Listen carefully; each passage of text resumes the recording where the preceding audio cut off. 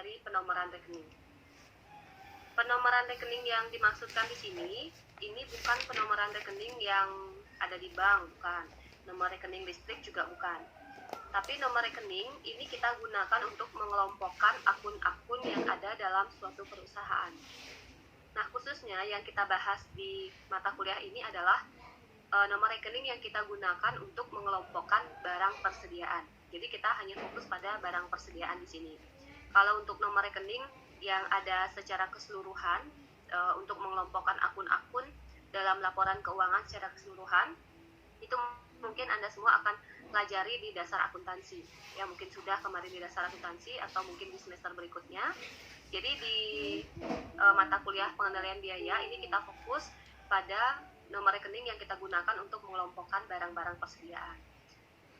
Nah, fungsi lain dari penomoran rekening ini adalah memudahkan kita dalam pembebanan pos debit dan pos kredit. Jadi ini juga nanti Anda pelajari di mata kuliah dasar akuntansi, kapan seharusnya suatu akun itu kita catat di debit, kapan suatu akun seharusnya kita catat di kredit. Kemudian nomor rekening fungsinya juga untuk merahasiakan laporan keuangan. Jika kita membuat suatu laporan keuangan dengan penomoran rekening, itu bisa memberikan akses kepada kita, artinya akses kepada orang-orang internal saja, sehingga laporan keuangannya bisa dirahasiakan, khususnya laporan keuangan yang memang tidak dipublikasikan kepada umum. Dalam pengendalian biaya, khususnya di persediaan, penomoran rekening kita pisahkan menjadi dua.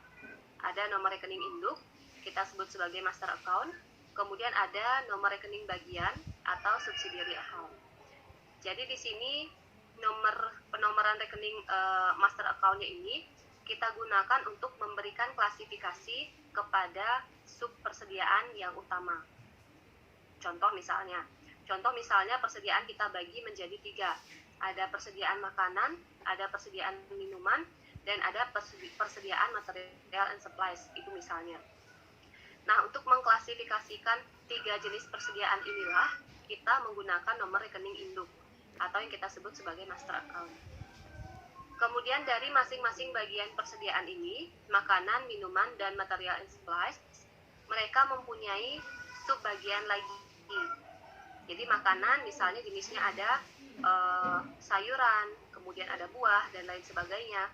Sayuran, buah, dan lain sebagainya itu kita sebut sebagai subsidiary account atau nomor rekening bagian. Demikian juga pada minuman.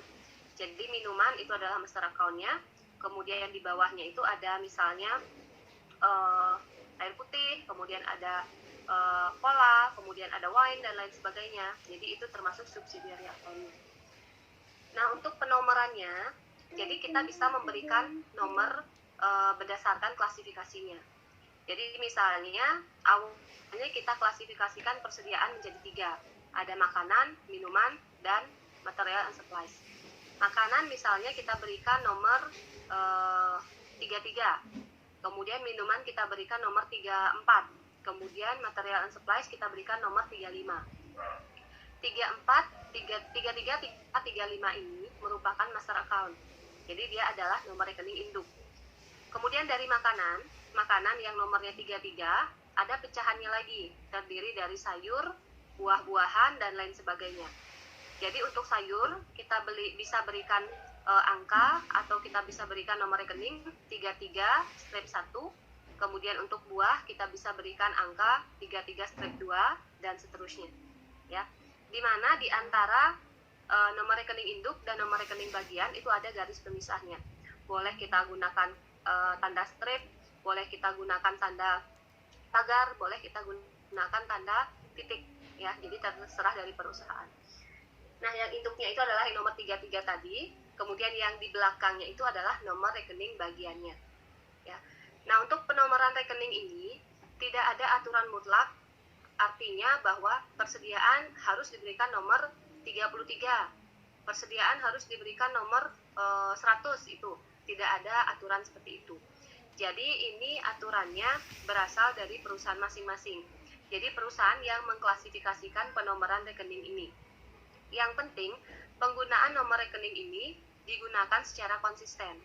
Artinya jika persediaan diberikan nomor 33 dari awal, berarti seterusnya persediaan ini harus diberikan nomor 33. Jangan diganti-ganti, ya. Nah, untuk perusahaan yang satu dengan perusahaan yang lain, ini sangat memungkinkan bahwa nomor rekeningnya akan berbeda-beda. Sesuai dengan fungsinya yang tadi, bahwa nomor rekening itu digunakan untuk merahasiakan laporan keuangan. Makanya antara perusahaan yang satu dengan perusahaan yang lain, nomor rekeningnya ini pasti berbeda. Namun, berbeda halnya dengan perusahaan induk dan perusahaan cabang. Nah, biasanya untuk hotel, ada yang mempunyai cabang. Antara perusahaan induk, antara hotel induk dengan hotel cabang, penomoran rekeningnya harus sama. Jadi kalau persediaan diberikan nomor 3 di perusahaan induk, di perusahaan cabangnya juga harus sama, nomornya juga 3. Kenapa harus sama?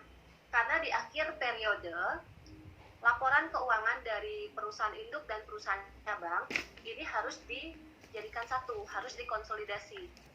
Jadi laporan induk dan laporan cabang itu kita jadikan satu, kita jumlahkan.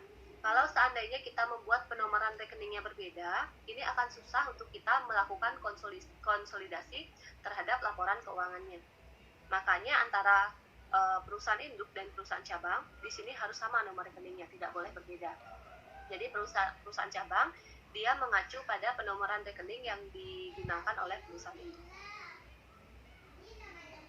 Nah, berikutnya di sini saya tambahkan mengenai siklus dokumen di bagian pembelian.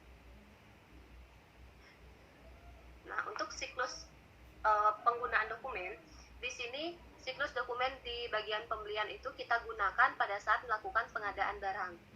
Jadi yang melakukan pengadaan barang atau produk dalam suatu perusahaan itu adalah bagian pembelian, ya. Jadi siklusnya itu kita bisa mulai dari bagian pembelian, di mana bagian pembelian ini awalnya membuat purchase requisition. Jadi yang paling kiri ya, yang paling kiri, bagian pembelian membuat purchase requisition atau PR, kemudian PR itu diserahkan kepada cost control. Cost control kemudian melakukan cross check harga ke supplier untuk memastikan bahwa PR-nya sudah dibuat dengan benar atau sudah memperoleh harga yang tepat dari supplier yang tepat. Nah, jika sudah oke, cost control akan mengembalikan PR itu ke bagian pembelian di ACC oleh cost control. Setelah PR di ACC, bagian pembelian akan mengubah PR menjadi PO. PO atau purchase order ini kemudian akan diberikan kepada supplier, akan dikirimkan kepada supplier. Kemudian supplier akan memproses purchase order yang diterima dari perusahaan. Kemudian setelah barangnya siap, supplier akan mengirimkan barangnya ke hotel, dan di hotel akan diterima oleh bagian receiving, di mana receiving di sini melaksanakan seleksi barang dan juga melakukan penerimaan barang. Setelah barang yang diterima sesuai dengan apa yang diorder, bagian receiving akan menyerahkan kembali barangnya ke gudang untuk disimpan, dipelihara, dan dikeluarkan jika ada bagian-bagian yang memerlukan. Nah, barang-barang ini, barang-barang yang ada di gudang ini, selanjutnya akan didistribusikan ke departemen lain, termasuk juga ke departemen pembelian.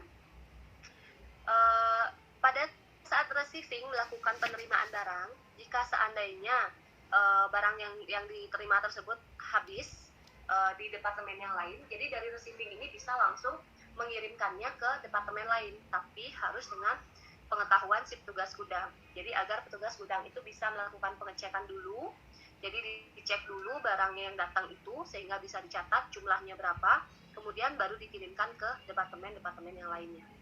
Nah, begitu seterusnya. Jadi seandainya nanti departemen lain sudah kehabisan barang, dia ngorder lagi ke bagian gudang akan mengirimkan ke bagian pembelian atau memesan ke bagian pembelian. Kembali lagi bagian pembelian akan membuatkan purchase requisition, ya. Jadi ini adalah satu siklus dalam pengadaan barang atau siklus dokumen di bagian pembelian, di mana dokumen utama di bagian pembelian itu berupa purchase requisition dan purchase order. Oke, kita lanjutkan dulu ya, nanti baru kita diskusi, karena untuk